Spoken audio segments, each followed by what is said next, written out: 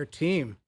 Packers are strong, man. Micah Parsons is there. Doesn't he have a something going on? Did I not read that he needs an epidural to play? I'm thinking you think that guy's going to put your team over? Like, there's a lot of conflicting reports on what that trade meant for both sides. I think it was a grand slam for the Packers because Parsons is that good. The best player went to the Packers. Absolutely. You look at his numbers; they are off the charts. He's still young. He's 26. I think the injury is more spin on.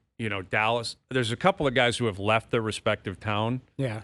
One of them's Mitch Marner. One of them's Micah Parsons. And they're trying to make good with a massive market that they're leaving. And I think what's going on there is Parsons is like, the reason I wasn't practicing, the reason it was because I actually got something here. He's playing.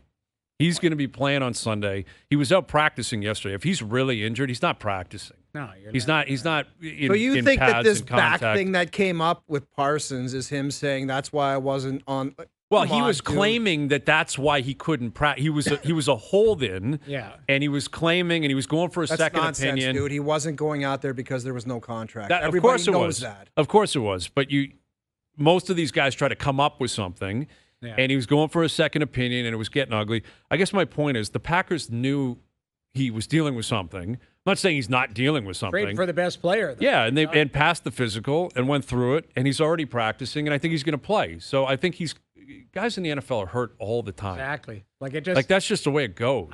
And they gave him what, 47? Yeah, 47 a year. Highest paid non-QB ever. Yeah, it's a massive contract. But he's a player. But he's a stud. You look at his numbers; they're off the charts. What do you think Absolutely. of Luke, my Partsy's take saying? He liked it for Dallas more. I think he might be the only one that liked it for Dallas. Although there was a ton of commentary that said this guy's a bad dude and he's bad in the locker room and he's a diva, and you know those reports. Yeah, see that's where I have a difficult time. If he was traded anywhere else, you'd be saying, "Watch out for this guy." I will say, like the podcast stuff, like that. There's athletes that do it. Right. I do worry about the role that can have, in a locker room, right? Where he's a free role in he's doing top 5 lists. Like a big thing was he was talking about the 5 best quarterbacks in the NFL. He didn't mention Dak. Now Dak's not one of the 5 best quarterbacks, right? But a lot of guys would be like, I better just say it because fifth. I got Dak, or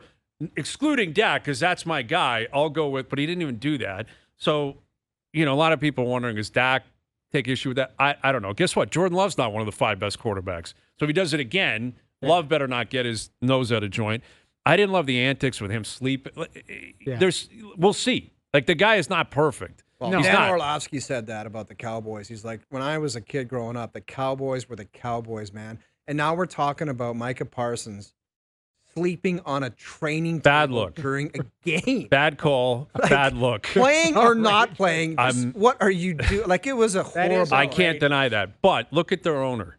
Look at like Jerry Jones. You have faith in anything Jerry Jones is about? That's where I have an issue with ever suggesting Dallas knows what they're doing, because that's the guy who's running the operation. Twitter blew up with Jerry Jones' son. Was just like, you could tell he just wanted to look at him and say during the press conference, "You have no idea what the hell you're doing." I know. No idea. That's why he's up there.